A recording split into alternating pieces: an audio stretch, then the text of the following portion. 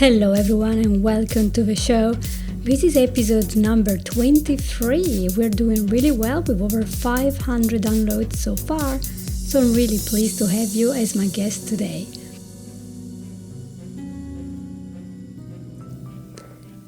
And the topic today is procrastination. Let's talk about it.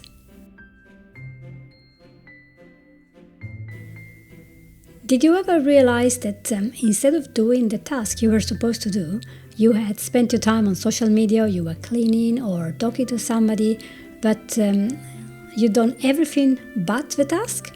And does this happen all the time? So you realize that the things that are really important or even urgent are just not happening, and then the end of the day has happened and you realize, oh well, it's gonna happen tomorrow. This is called procrastination. And of course, all of us at some point procrastinate. It's just human nature. However, when procrastination is happening every single day, then it might be ruining our long-term purposes and plans for our career, relationships, or just being a person you can trust, right? The problem with procrastination is that people are very, very aware of what we are doing. We're moving the goalpost. This is not going to happen today, it's going to happen tomorrow. And studies that have been done by universities have found that people who are going to college and they keep procrastinating their program, their essays and everything, they do end up having more stress than other people, being more ill than others, and even having lower grades by the end of their semesters. But what are the reasons for this procrastination? Well, to tell you the truth, the researchers don't really have all the answers, but we do have quite a lot of ideas of why we suffer from this habit. It's really a habit that it keeps coming to us because it's really preventing pain from us. It's really about emotions, as we will see in a couple of minutes. Now let's make sure that you know that procrastination is not failing to self-regulate yourself. It is not a bad behavior, and it's not connected to lack of self-control, like for example binge eating or gambling, addiction, overspending. It's not that you are lazy at all, and it's not that you do not know how to manage your time. And we know that there are very people who are very, very good planners, they're very smart, they achieve, and they still procrastinate. So, being procrastinating, putting off stuff, it is something that really starts in our brain and how we perceive time and ourselves, and also has to do with how we see ourselves in the future. Let me tell you something more about that. What procrastination is really doing is to avoid something and making us feel good instantly about our current behavior. Okay, so what we are avoiding is something that is not very pleasant, but it's very important to do. So sometimes we really fear we have a task to do. For example, who on earth likes doing the dishes or cleaning or tidying up the whole house? Nobody does. So we just do it out of a sense of duty. But there are some days where you're like, oh no, I'm just going to have a cup of tea or whatever and sit in front of a fire, chat with my friends, or just check out Facebook or whatever. Just everything but not standing there on your own in front of a sink. So what you're doing is you're procrastinating because you are temporarily feeling better. But the problem with procrastination is that, sadly, the reality of a need of a task that you have to do will eventually come back. Therefore, that is say you haven't done, still needs to be done, or there will be a consequence. And if you haven't done the dishes, maybe somebody else will rescue you, but most of the times, if you haven't done it, you will have to do it later, and there will be more to do.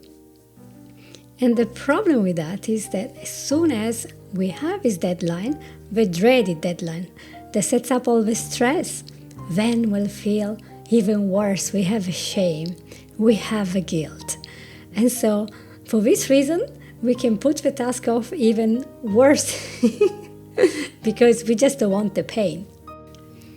And this might explain why your children are not actually lazy.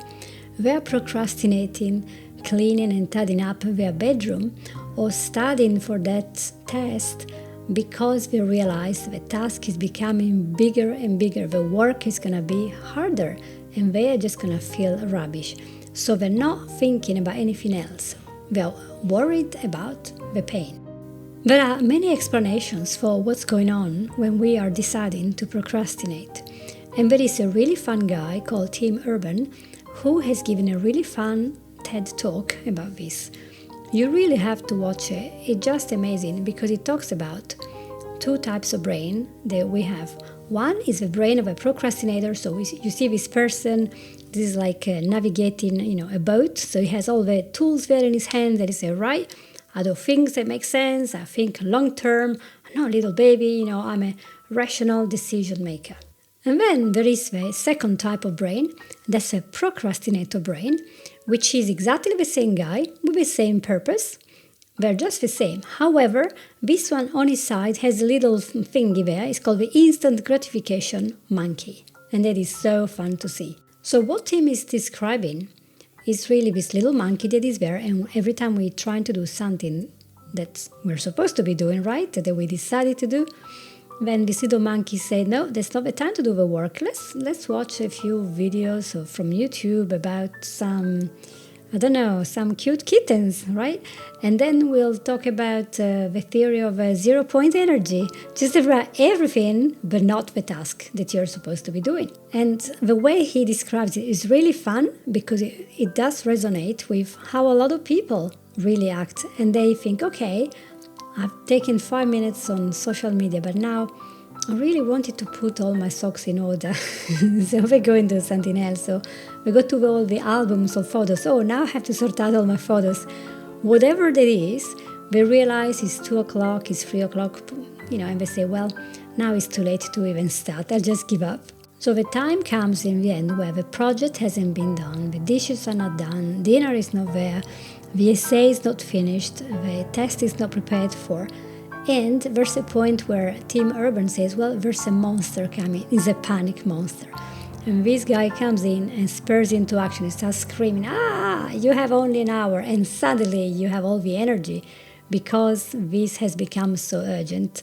Like catching up a train, you can do what you want, but if you do not go there in time, you're going to miss the train, right? And so you take action when the panic monster arrives. So of course we can be procrastinating doing good things. For example, instead of writing my essay, I'm going to clean the whole house, right? Or I'm going to do a very boring reading job. However, the important job that has to do with my long-term goals is just not happening. So it is very interesting that he got it just right. I really like, and I suggest that you go and listen to him because he was using a concept that is called the Eisenhower Matrix. And a graphic that was also included in the 7 Habits of Highly Effective People. And why would they be important? Because it makes you think of the actions you are taking and why you are taking them. Now, what I want you to think about this week is that something that I can find useful in my life? So you can divide the actions that you take in quadrants. You have important and the non-important. And then you can have urgent and not urgent. So the first quadrant tells you important and urgent. For example, it could be that your heating system is broken and you have to fix it. Otherwise, you're going to pretty much freeze in the cold because it's snowing this week here. So, yeah, that's important. And it's urgent. It has to happen now. Important and non-urgent is quadrant 2. And that could be something, for example, yes, the heating system of a house is broken, but we are still in June, July, so there's no rush. I can do this later on. So we procrastinate calling the engineer, and then in November, when it starts being really cold, we spur into action. We have to do it now. The other 2 quadrants are the non-important things. Some are urgent, but not very important. Things that you have to do. I have to go and do my groceries, otherwise the shop is going to close. It's not very important in the long term. But also there is the last quadrant, which is not important and not urgent. And I was wondering if maybe he meant social media and things like that. The problem obviously comes when the procrastinator are hanging out in the quadrants 3 and 4, so they're doing things that may be urgent, but are not important in the long term. And then only when the panic monster takes over, finally they go quickly to quadrant number 1, which is important and urgent. So of course there is a problem there if this happens every day. Therefore, the conclusion of Team Urban was that we have a way of doing things that can take us to thrive, or maybe not to thrive, but to destroy our future, because we're not taking the important action that will take us to achieve the goals that we want in the long term. So for example, if we're kind of thinking of doing something that might be good in the long term, but we are worried that something is going to make us uncomfortable about this in the future, maybe we don't want to do it because now we feel like, well, I'm so comfortable in this position, but if I have to take this action, I'm going to be very uncomfortable. Although we can see that it's going to be so good in 3 years, 5 years, in this moment we'll feel uncomfortable. It's not that it's a wrong action, but we're just so very, very comfortable in doing very little about it. For example, we might not like to get better at our job and to get a promotion because maybe we will have to work so hard afterwards. So we think, well, this is not even worth doing it. And we're so worried, but we do like that we're going to have a better job in the end, even more money. But the procrastination is there because we are terrified of what the real consequences will be. And this is what psychology is telling us, is that we have thoughts coming to us by the millions. Every second we have millions of thoughts that can make it so we are not concentrated on one thing. And so when we become habitual procrastinators, we are just tempted to give in to instant gratification. So we are not focused on the long-term goal, but we're thinking of how we are feeling in this moment and how we want to feel. So what do you think? If you have an important goal, and this is a very important thing for you, you always wanted to be an artist maybe, or you wanted to become a mechanical engineer, you have found your purpose of life, you know what you really want to do. But in this moment, you have better feelings if you do something else that is comfortable, you are used to, you can do it well. And if you were to do this action that was in the quadrant number 1 of important, then what happens is you have this pleasure of staying in the known and familiar, maybe boring pleasure, but not taking this action that might put you a little bit more on the edge of your patience and anything else, right? So if you think about it, when you are procrastinating, you are absolutely losing for 5 minutes, 10 minutes, for an hour, for the whole day, the goal that you had, the idea of yourself in the future. So, for example, let's say that you decided to lose weight, right? And you said, okay, I really want to be fit, I want to do some kind of fitness exercises, I want to improve my diet. Yeah, I really have to see a therapist because I know I have a little bit of binge eating problem. Or maybe you say, I want to see a fitness expert, or I want to see my friend, we can go running together, or I can go to my friend the chef, I want to learn a few good recipes. So what happens is we have a brilliant idea, we have probably even a good plan, but we haven't really visualized the future self. It's there, but it's not present every day. We can't really remember this. Our healthy self that is got a decent weight and, quite fit and doing well, aging well with a good immune system, correct? So because this perception of ourselves is so focused on the present and how I feel now, and not focused on how we want to be, how we want to feel in the future, therefore it doesn't really weigh a lot when we are making the decision of what to do today at 9 in the morning. Okay? So we keep thinking that we are the same person today as we're going to be in the future, but the person that we are going to be in the future is something we have to build today. So when we are procrastinating, we are simply focused on how we are feeling today. So today, for example, I feel too tired for this, too bored for this, I'm not in a good mood. So we are concentrating on feelings. So really, procrastination is not about managing time. It's about managing your feelings. Where is the vision of ourselves being happy in the future, in 10 years, 20 years? Happy, happy, happy because we have worked so hard to get to a certain place. So you really want to think about what you're doing today is what you're doing to yourself in the future. And you in the future are so important. The vision is important. A good thing to think about is that we can't just say to a person that is procrastinating, "Oh, just stop what you're doing, just get on and do your essay." Well, it doesn't work like that, because the procrastinator doesn't think that he can control his habit. It's just like saying to depressed people, "Just snap out of your depression."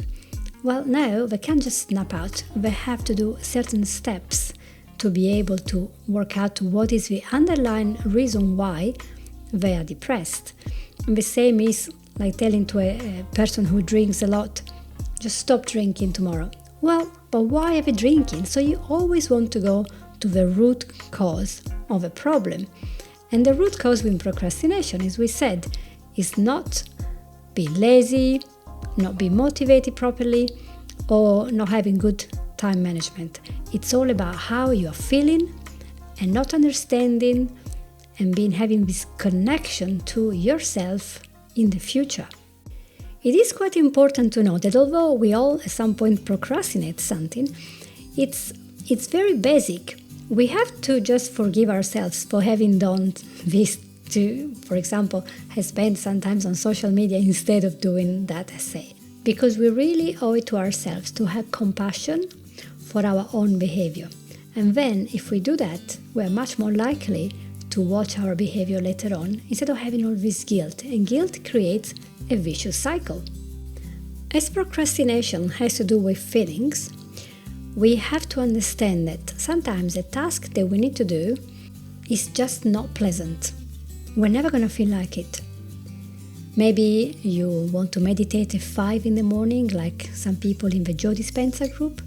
That's fine. But if you absolutely hate waking up at 5 in the morning and you have this feeling, "I'm going to be too cold, I'm going to be uncomfortable," then you're never going to do it because you don't feel like it. And the thing is, the majority of things that happen in our life that we have to cope with, they're not really pleasant. We just have to get on. So if you always think that your emotional state has to be perfect and you have to be happy to do it, then you're never going to do it. And I think that this is really the core reason why procrastination can last for a long while. Because instead of focusing on the feelings we have, it is better to think, what is that I actually have to do? So one of the things you can do is realize what your goals are for the future, for the next year, for the next 5 years, maybe even 10 years. And then you want to write down your goal, talk maybe to a coach, to a mentor, to a friend, read a book. Find out what you have to do, what is your strategy to get there. Whatever that is, whether you want to find your life purpose, change your career, get married, maybe even split up from your partner. What is your goal? What is that you want to achieve in the long term? Do you want to get out of abuse? Do you want to become a very famous engineer? Do you want to save the world? What is your purpose? So you have to think about that and divide your task in very small, actionable chunks. Very small steps, so you have the ability to think and to visualize and to feel that you are going to be able to do this because it's just a small thing. For example, if you are thinking about running for fitness or for fun or for a marathon, you can't just go one day and just run 20 miles because most people will not survive. But if you start doing maybe 2 minutes of running just in your bedroom until you feel that your heart can cope with that, and then the day after you do maybe 5 minutes, and then you add up, then you will feel that you are getting better. But nobody will wake up in the morning and feel like, "Oh yeah, I can just go for a 5 miles race." Now you can't do that because you have not built up those muscles. And of course, in some days, it's going to be really tough. You just don't want to go. You don't want to do even those 2 minutes. But if you visualize how you're going to feel in the end, the brilliant stuff that is going to happen in your mind, in your body, when you achieve your goal, that is going to be such a great thing. So think about yourself in the end. Put a picture. That's why people have visual boards. They put pictures of what is going to happen if they keep taking the action. Of course, the goal has to be something that is possible, something that you can measure and something that has a date. So you have an idea of where you are in your goal so that you can really measure the effort you made and how much you have left. Now, the great thing about doing small little steps every day is that the more little steps you do, the better you will feel about your goal and about yourself and about your ability to achieve what you want. So, for example, let's say that your children go to school and they're not really doing very well because they leave all the studying and all the work and the exercises to the end of a day, to the end of a week. They don't really have a time management problem because they don't go to work full time. The problem is the emotion. They have to think about this emotion and they have to learn when they are young that just because they're not feeling good about it, that doesn't mean they cannot get on with it. They can do it, even if they don't like it. And life is full of things that we do not like. But once you get this thing out of the way, you've done it, so you feel great. So if you do it as early as you can in your day, that's better. And there is a very fun quote from Mark Twain that says, if your job is to eat a frog, eat it first thing in the morning.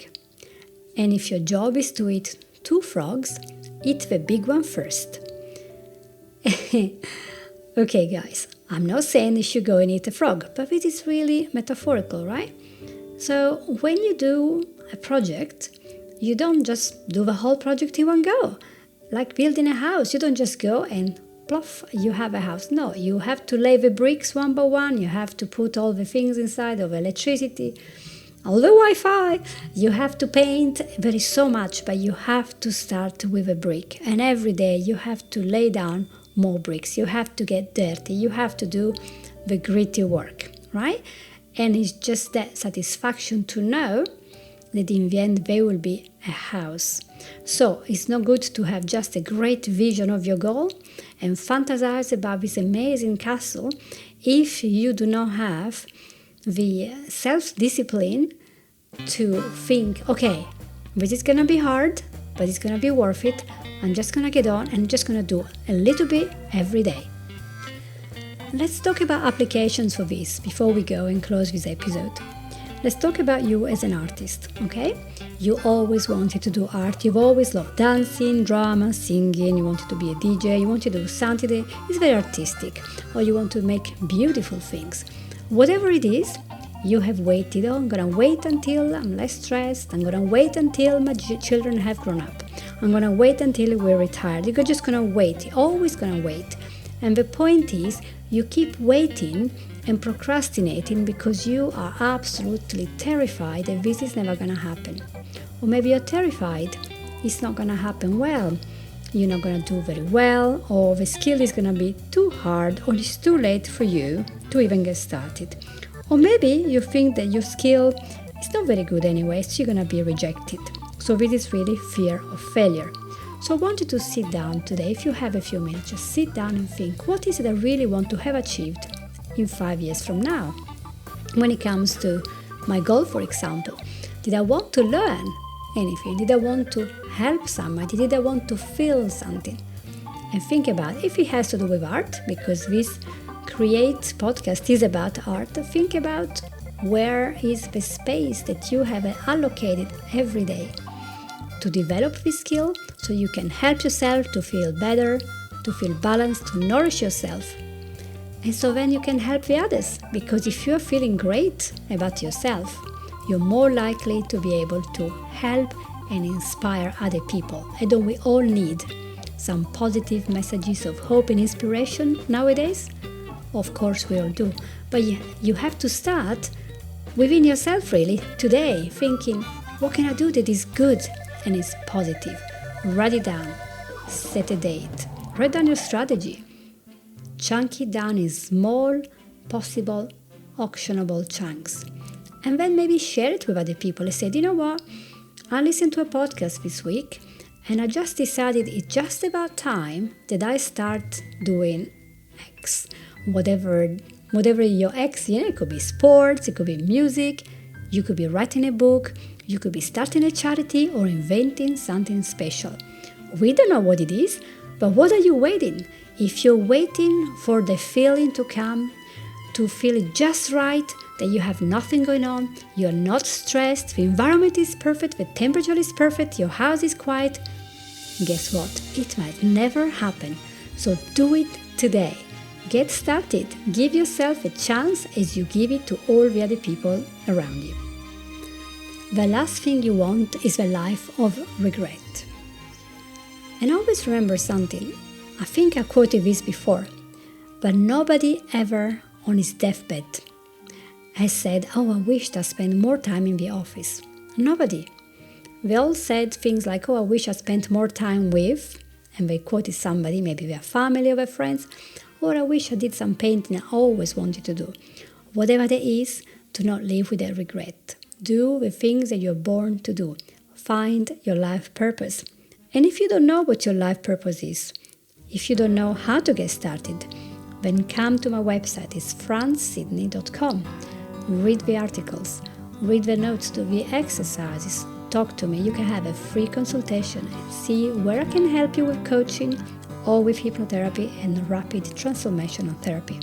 This is why we have this service for you, is to help you to move on with your life so you can be really proud of yourself, really happy, and all you want it to be. Because you have a mission. You are here on earth for a reason. There is something that you are very good at. Even if it is just to listen, to be a good listener.